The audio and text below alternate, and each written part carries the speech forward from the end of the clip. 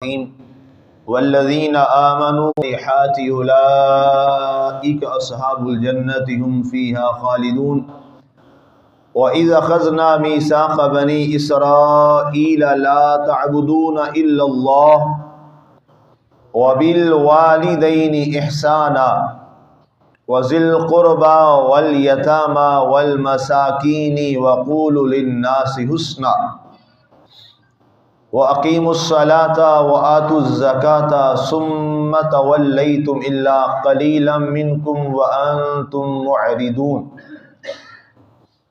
اور یاد کرو جب ہم نے اولاد یعقوب سے پختہ عہد لیا کہ اللہ کے سوا کسی کی عبادت نہ کرنا اور ماں باپ کے ساتھ حسن سلوک کرتے رہنا اور رشتہ داروں اور یتیموں اور مسکینوں سے بھی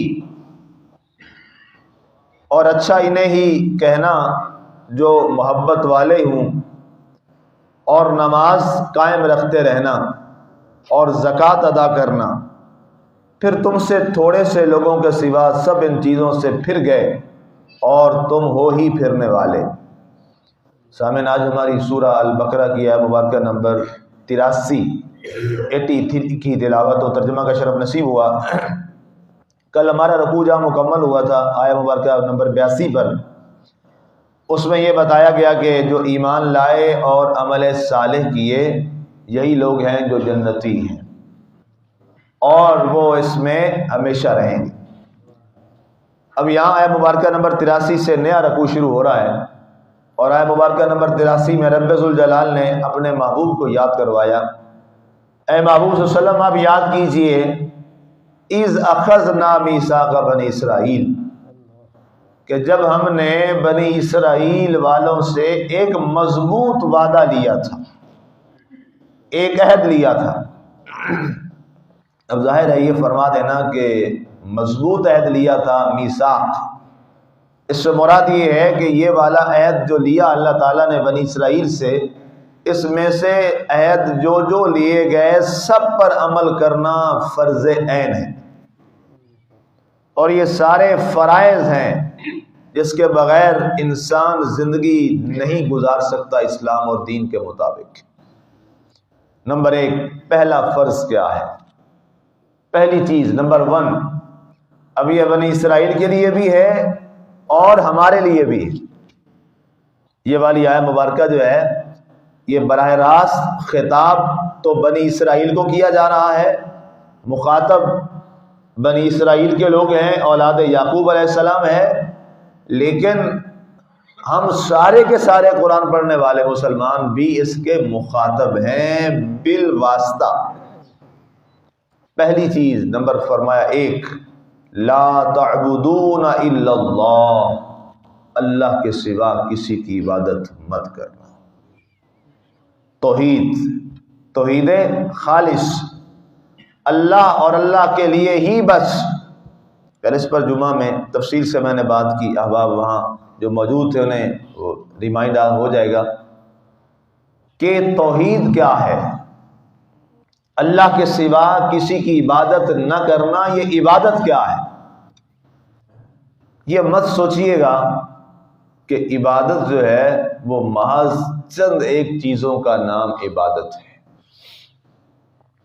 عبادت کے اندر اللہ کے نبی صلی اللہ علیہ وآلہ وسلم نے ارشاد فرمایا، کوئی شخص راستے پہ جا رہا تھا اور اس نے راستے پہ دیکھا کہ ایک پتھر پڑا ہے، کوئی اور چیز کانٹا پڑا ہے، اور اس نے اس کو وہاں سے ہٹا دیا کہ گزرنے والے راہی کو تکلیف نہ ہو۔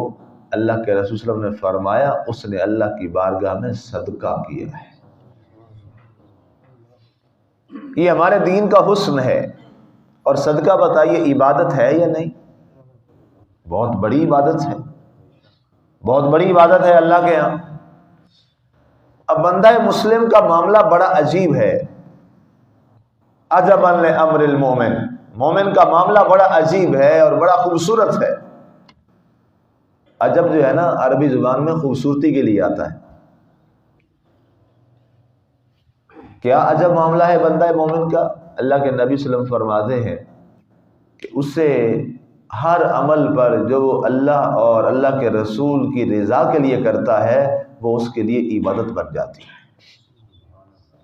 آپ کسی انسان کے پاس آئے، اس سے آپ ملنے گئے، اس سے مل آتے ہیں، اللہ کے نبی صلی اللہ علیہ وسلم نے فرمایا جب تم اللہ کے لیے کسی انسان سے ملنے جاتے ہو، اللہ کی رضا کے لیے، دکھ میں ہے تو اس کے دکھ بانٹیں، سکھ میں ہے تو اس کی خوشیوں میں اضافہ کریں، پریشانی میں ہے تو ہم اس کے پاس جائیں، کوئی میں اس کی مدد کر سکتا ہوں، کئی طریقے ہوتے ہیں ملنے کے، کچھ وقت اس کے پاس گزاروں۔ اللہ کے رسول نے فرمایا جب تم اللہ کی رضا کے لیے کسی لالچ کے بغیر کسی شخص سے ملنے جاتے ہو، فرمایا جتنے لمحے تم وہاں بیٹھے رہتے ہو اللہ تم دونوں کے گناہوں کو معاف کرتا رہتا ہے۔ سبحان اللہ۔ اب یہ ذرا غور کیجیے، دو مسلمان ہیں آپس میں ملے ہیں اور کوئی لالچ نہیں ہے، دنیاوی غرض نہیں ہے، محض کس کے لیے؟ اللہ کے لیے۔ ہم مسلمان اصل میں خرابی کا شکار اس لیے ہیں کہ ہم نے صرف چند ایک مخصوص عبادات کو ہی عبادت سمجھا اور اسی کو دین سمجھ بیٹھے، اور جب بھی کوئی بات ہو تو ہم کسی کی اچھائی اور بلائی اور نیکی بیان کرنی تو ہم کیا کہتے ہیں؟ اچھا روزے دار بھی تھا، نمازی بھی تھا، نمازیں بھی پڑھتا تھا، ہم یہی کہتے ہیں نا۔ تو اس کا مطلب کیا ہوتا ہے؟ یہ ہماری ذہن کی ترجمانی کرتا ہے کہ ہمارے ہاں نیک صرف وہی ہوتا ہے جو نماز پڑھتا ہے، ایسے ہی ہے نا، یہی ہم کہتے ہیں مرنے اچھا یار بڑا نمازی پرہیزی تھا۔ حالانکہ اسلام نے، میں نے کہیں نہیں پڑھا کہ صحابہ کرام نے کسی کے فوت ہونے کے بعد یہ جملہ بولا، میں نے بہت ڈھونڈا ہے، مجھے نہیں ملا یہ جملہ۔ ہاں ایک گواہی ضرور صحابہ کرام دیا کرتے تھے، وہ جملے مجھے بہت جگہ ملے ہیں لوگوں کے فوت ہونے کے بعد، صحابہ کرام۔ ظاہر ہے ہمارے لیے وسلم کے بعد سورس تو بیسک وہی ہے نا جی، وسلم کے گھر والے اور وسلم کے صحابہ کرام، آپ کے کمپینینز یا آپ کی فیملی، دو لوگ ہی ہیں، اس سے باہر تو دین ہے ہی نہیں۔ جب کوئی فوت ہوتا تو صحابہ کرام اس کے اخلاقیات اور اس کا معاشرے میں رہن کیسا ہوتا تھا اس پہ وہ گواہی دیا کرتے تھے، اور اللہ کے وسلم اس سے بہت خوش ہوتے، اور آقا فرماتے تھے اس کا وہ جو تمہارے ساتھ یہ اچھائیاں کرتا تھا نا، تم نے جو ہی اس کی وہ گواہی دی ہے نا، اللہ تعالیٰ نے تمہاری گواہی کو اس کے حق میں قبول فرما دیا ہے۔ اب پتہ کیا چلا؟ صحابہ کرام یہ سمجھتے تھے اور انہیں معلوم تھا اس بات کا، اور ان کی تربیت یہی کی گئی تھی کہ نماز تو فرض ہے، روزہ تو فرض ہے، یہ تو آپ نے ادا کرنا ہی کرنا۔ اگر صاحب نصاب ہے، ظاہر ہے ہر بندہ تو صاحب نصاب ہے ہی نہیں جو زکوٰۃ دے، اس پر تو زکوٰۃ ہے ہی نہیں، حج ہر ایک پہ فرض ہے ہی نہیں، چند کوئی ایک ہوگا اور وہ بھی زندگی میں صرف ایک بار، اس کے بعد وہ تو پورا فرض ہی آپ سے اتر گیا، زندگی میں ایک بار صرف ادا کر دیا صاحب نصاب نے، اس کے بعد حج والا معاملہ، عبادت معاملہ سارا ختم ہو گیا، وہ تو بات ہی وہیں ہو گئی۔ اب وہ جو 24 گھنٹے کا مسلمان ہمیں قرآن چاہتا ہے وہ تو پھر اور چیز ہے، وہ کیا ہے؟ وہ آپ کی مسجد سے باہر ہے، وہ کیا ہے؟ وہ آپ کا معاشرے میں رہنے کا انداز ہے، وہ آپ کے معاملات زندگی ہیں، وہ آپ کے معاشرتی رویے ہیں، وہ آپ کا انداز گفتگو ہے، وہ آپ کا لوگوں سے رکھ رکھاؤ ہے، وہ آپ کا لوگوں سے ملنا جلنا ہے۔ یہ ساری چیزیں جو اخلاقیات میں آتی ہیں، محاسن اخلاق میں آتی ہیں، اور رذائل اخلاق سے آپ بچتے ہیں۔ جھوٹ سب سے بڑا گناہ ہے مسلمان کے لیے، ہر انسان کے لیے سب سے جو بڑا گناہ ہے، جس کو اب گناہ سمجھا ہی نہیں جانے لگا، اور اب جھوٹ ایک فیشن ہے۔ اگر میں غلط نہیں کہہ رہا تو جھوٹ اب کیا ہے؟ ایک فیشن ہے، جھوٹ ایک فیشن بنتا جا رہا ہے، خواہ مخواہ ہم جھوٹ بول دیتے، خواہ مخواہ میں، کیوں؟ اس کی سینسٹیوٹی کا ہمیں اندازہ نہیں ہے، ہم نے کبھی سوچا ہی نہیں ہے۔ اللہ کے نبی صلی اللہ علیہ وسلم کے سے جب پوچھا گیا، بخاری و مسلم کی حدیث ہے، یا رسول اللہ صلی اللہ علیہ وسلم کیا مومن زانی ہو سکتا ہے؟ فرمایا غلطی ہو جاتی، یا رسول اللہ کیا مسلمان شرابی ہو سکتا ہے؟ فرمایا ہاں ظاہر ہے نفس غالب ہوا تو اس نے پی لی۔ یا رسول اللہ مومن جھگڑالو ہو سکتا ہے؟ فرمایا ہاں جذبات کی رو میں بہہ جاتا ہے اور جھگڑا کر بیٹھتا ہے، نہیں کرنا چاہیے لیکن کر لیتا ہے۔ سوالات کی لمبی فہرست ہے۔ پوچھا کہ یا رسول اللہ کیا مومن جھوٹا ہو سکتا ہے؟ حضور نے ٹیک چھوڑ دی، فرمایا نہیں، مومن جھوٹا نہیں ہو سکتا، مومن جھوٹا نہیں ہو سکتا، مومن جھوٹا نہیں ہو سکتا۔ 3 بار فرمایا۔ آج ہمیں کسی کا پتہ چل جائے نا اس نے شراب پی ہے، ہم دنیا میں اس کا جینا حرام کر دیتے۔ وہ بیچارہ توبہ کر کے آ بھی جائے نا واپس، ہم کہتے ہیں نہیں تو زندگی ایک دفعہ پیتی سی، ایسے ہی ہے نا۔ ساری زندگی کسی کا زنا کا یقین بھی نہیں، ایسے ہی اندازہ ہو جائے ساری زندگی ہم اس کو تو یہ برائی کی تھی، کبھی کسی نے یہ بھی کہا ہے کہ اس نے یہ جھوٹ بولا تھا۔ آج تو دنیا میں اسے چالاک اور کامیاب سمجھا جاتا ہے جو جتنا بڑا جھوٹا ہوتا ہے، باقی کہتے ہیں آتے اللہ لوگ ہی ہے، اس کو تو دنیا داری ہی نہیں آتی۔ آج یہ جملے بولے جاتے ہیں، یہ ساری بات اس لیے کہ میں بھی ظاہر ہے اسی معاشرے کا حصہ ہوں، تو میں حجرے میں تو بند نہیں رہتا، سارا دن لوگوں میں ہی رہتا۔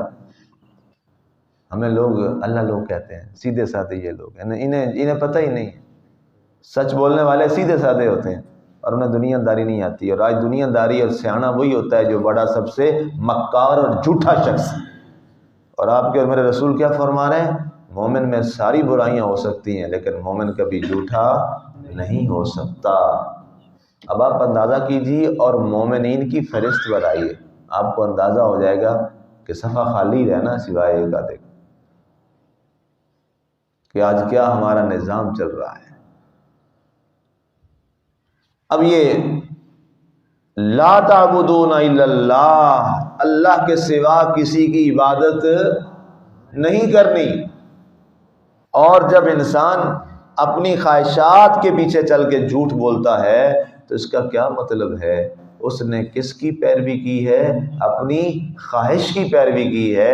اور یہی قرآن کہتا ہے، جس پر کل ہم نے 3 اس کی قسطیں مکمل کی، 3 سیریز میں ہمارے کل وہ مکمل ہوئی آیت مبارکہ کا وہ حصہ کہ افرأیت من اتخذ الہہ ہوا، محبوب کہ آپ نے اس کو دیکھا ہے جو اپنی خواہشات کو اپنا خدا بنا لیتا ہے۔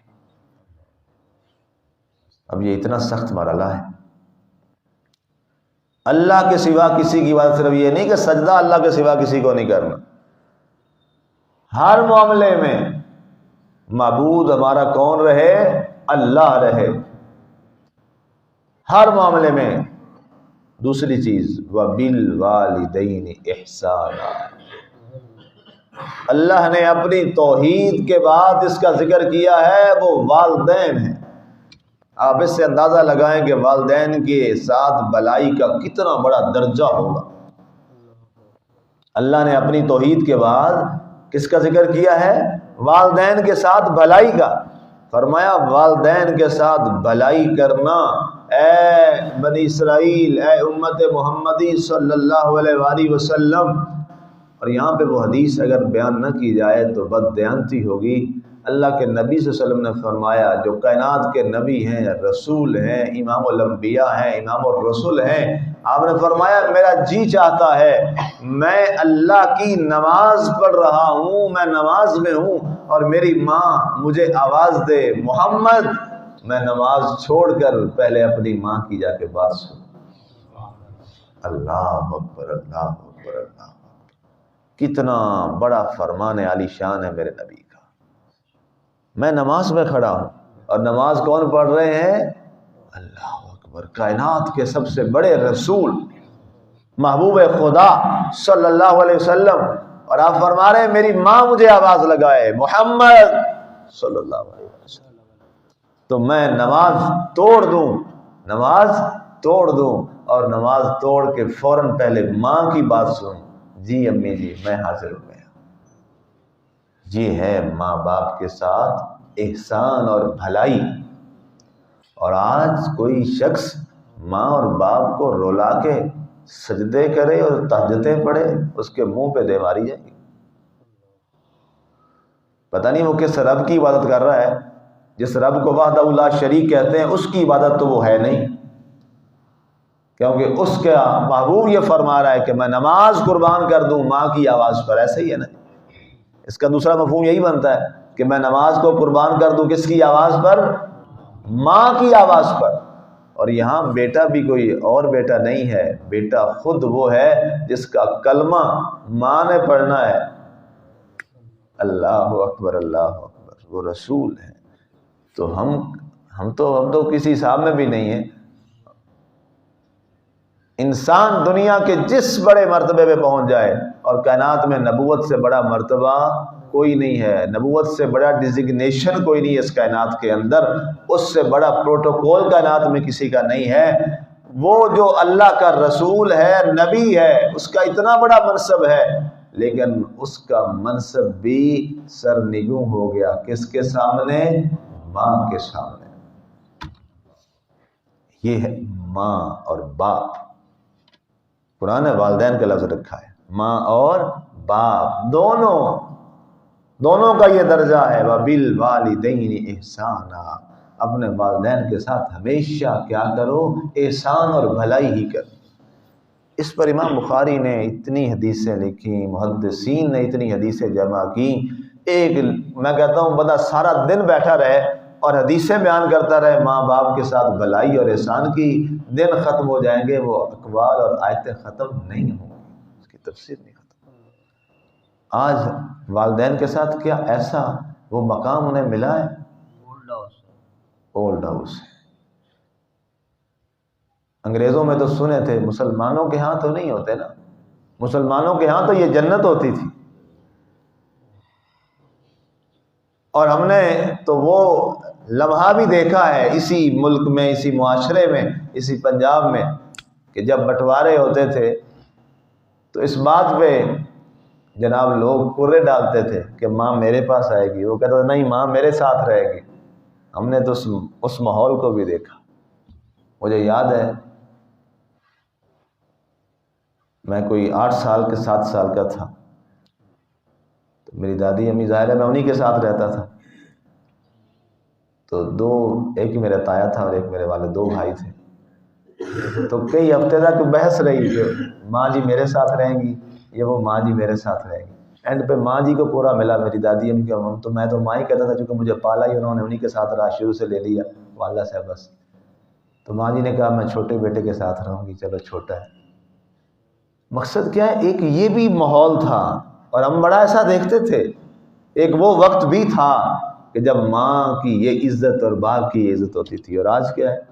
آج کا پتر کہتا اللہ کرے ماں پہ ادھر دوسرے لے چلا جائے، میرے لیے خرچہ اور بوجھ نہ بنے۔ یہ ظلم اور بربریت ہے، اسی معاشرے میں آتے ہیں لوگ، آ کے کہتے ہیں، کئی آ کے کہتے ہیں مفتی صاحب ذرا جمعے والدین دی عزت کے بارے ذرا گل کرنا۔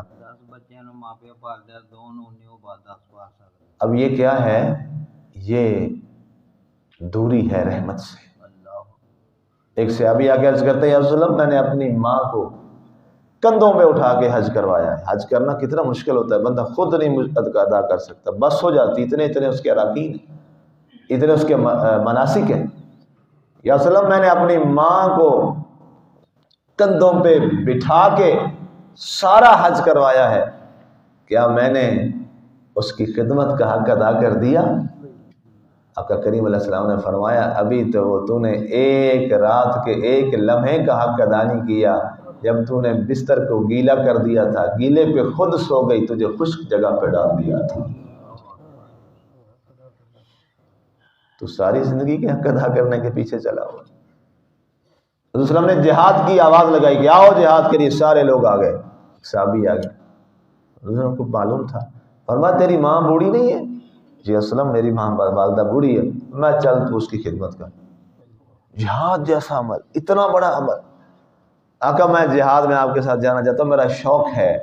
فرمایا تو ماں کی خدمت کر، تیرا سب سے بڑا جہاد یہی ہے۔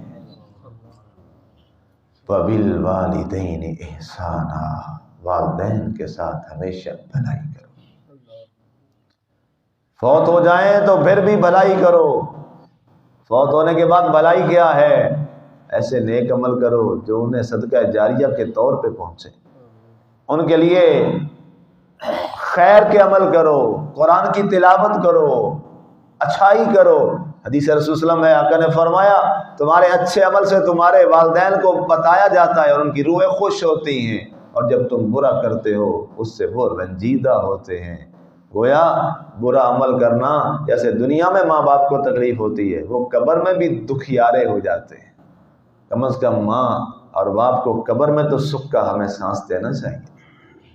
وَبِالْوَالِدَيْنِ إِحْسَانًا۔ ابھی یہ دو آج کے ہمارے ٹاپک ہوئے، انشاءاللہ اگلے ٹاپکس جو ہیں اس پہ ترتیب سے چلتے جائیں گے۔ آج کی جو ہماری نشست درس قرآن کی دو چیزوں کو ہم نے غور سے سمجھا، اور ہمیں اس کو یاد کرنا ہے۔ عبادت کیا ہے؟ عبادت کسے کہتے ہیں؟ صحابہ کرام فوت ہونے کے بعد کس بات کی گواہی دیتے تھے کہ اللہ کے رسول فرماتے تھے یہ جنتی ہو گیا؟ وہ کیا تھی؟ وہ معاملات تھے، اور وہ ہمارے اخلاق اور معاشرتی رویے، ہمیں اس کو اچھا کرنا ہے۔